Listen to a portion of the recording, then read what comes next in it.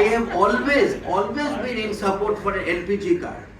LPG কার্ডের ব্যাপারে I have always been in support.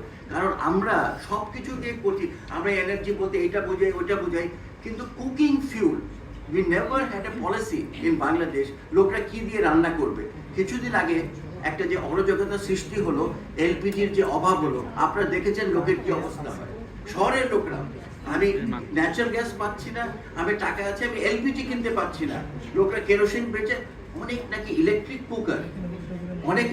Cooker নাকি বিক্রি হয়েছে ওই পিরিয়ডে।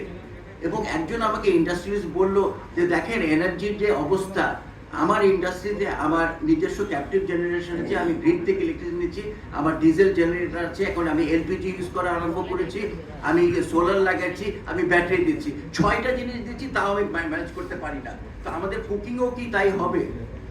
আমি তো মনে করি আমাদের কুকিংও কি তাই হবে। এবং প্রান্তিক লেভেলে, আমাদের গ্রাম লেভেলে কিন্তু দে আর এফেক্টেড। এখন কিন্তু সবাই কিছু না কিছু এলপিজি ব্যবহার করে।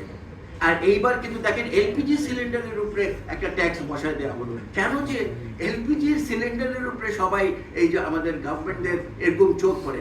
আমি তো মনে করি প্রত্যেকটা এলপিজি সিলিন্ডারের সাথে আর এলপিজির জন্য 200 টাকা পর্যন্ত আমাদের ভর্তুকি দেওয়া উচিত। স্পেশালি শহরের লোকরা তো অন্য কিছু দিয়ে রান্না করতে পারবে না,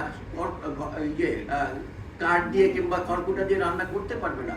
সো আমাদের we never had a policy of cooking ফিউলের পলিসি আমরা কখনোই করি না। ট্রান্সপোর্ট সেক্টর ইজ অ্যানাদার, যেটা আমাদের কারণ আমাদের ঢাকা শহরে অনেক লোক বাইরে থেকে কাজ করতে আসে। তো ট্রান্সপোর্ট সেক্টর যদি এফেক্টেড হয় এই ফিউলের কারণে এইসব জিনিসে আমাদের লক্ষ্য রাখতে হবে এগুলো কিভাবে। আরেকটা জিনিস লাস্ট আমি বলতে চাচ্ছি, সোলার ইরিগেশন এখন একটা বিজনেস মডেল আমরা করতে পারলাম না, মুখে বলে যাচ্ছি যাতে করে তো গ্রামবাসীরা অনেক ক্ষেত্রে তারা কি বলে সাংঘাতিক রকম অসুবিধায় পড়েছে, যে করেছে তারপরে ব্যবহার করতে পারে নাই। হ্যাঁ, এখন দেখা যাচ্ছে অনেক সময় বেশি টাকা দিতে হচ্ছে।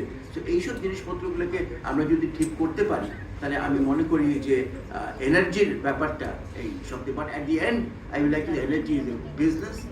আপনি যে কারেক্ট করবেন, where is the new plan? আমরা জানি আইইপিএমপি একটা পাওয়ার সেক্টরের মাস্টার প্ল্যান আছে। দিস ওয়াজ গ্রেটলি ডিসক্রেডিটেড, আমরা কেউ এটা পছন্দ করি নাই, সবাই ক্রিটিসাইজ করেছে। ইন্টারিম গভর্নমেন্ট এসব বলেছে না এটার মধ্যে অনেক কিছু রং আছে, এটা আমরা ফেলে দিলাম। তারপরে ঠিক যাওয়ার কিছুদিন আগে তড়িঘড়ি করে তারা আরেকটা প্ল্যান করলো, যেটা ওরা নিজেরাই অ্যাকচুয়ালি অ্যাকসেপ্ট করলেন না এবং ওইটা রেখে গেলেন।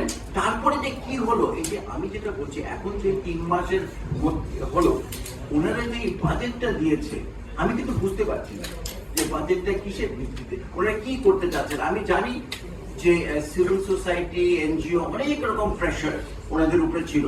তো ওনারা এই প্রেশার থেকে যতগুলো জিনিস পায়, ভালো ভালো জিনিস উঠিয়ে হ্যাঁ, যেরকম সবাই শুনতে চায় রিনিউয়েবল এনার্জির উপরে চলে যাবে, ওনারা এগুলো চলে